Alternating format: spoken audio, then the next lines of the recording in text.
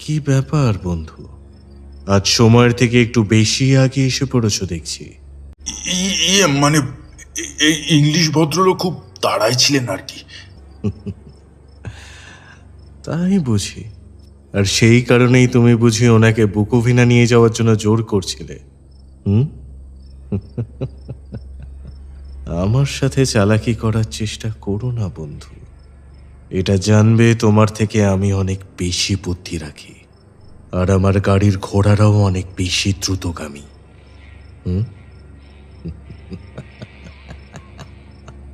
দাও হে, হারকারের লাগেজগুলো আমাকে দাও। হ্যাঁ, দিচ্ছি দিচ্ছি। এই এই তো দিচ্ছি। হ্যাঁ। অসম্ভব ক্ষিপ্রতার সঙ্গে আমার সমস্ত মালপত্র নতুন গাড়িতে স্থানান্তরিত হলো।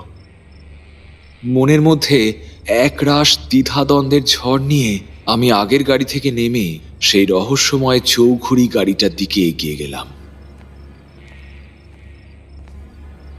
এই গাড়িটা স্বাভাবিকের থেকে অনেকটা উঁচু। গাড়িতে ওঠার সময় সেই রহস্যময় চালক আমাকে হাত ধরে উঠতে সাহায্য করলো।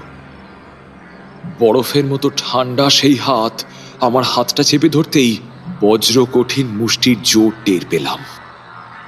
মনে হলো যেন একটা ইস্পাতের সাঁড়াশি দিয়ে কেউ আমার হাতটা চেপে ধরেছে। আমি গাড়িতে উঠে বসতেই আর একটিও বাক্য ব্যয় না করে লোকটি গাড়ির দরজা বন্ধ করলো এবং নিজের আসনে উঠে বসে চাবুক হাঁকালো। গাড়িটা যেন লাফিয়ে উঠে তমসাচ্ছন্ন গিরিসংকটের মধ্যে দিয়ে ছুটতে লাগলো।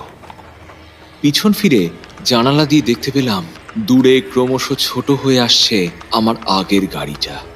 সেই গাড়ির চালক তথা যাত্রীরা আতঙ্কিত দৃষ্টিতে আমার দিকেই তাকিয়ে আছে।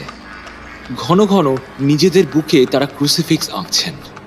তারপর দেখলাম তারা দ্রুত গতিতে গাড়িতে উঠে পড়লেন এবং রওনা দিলেন বুকোভিনার পথে।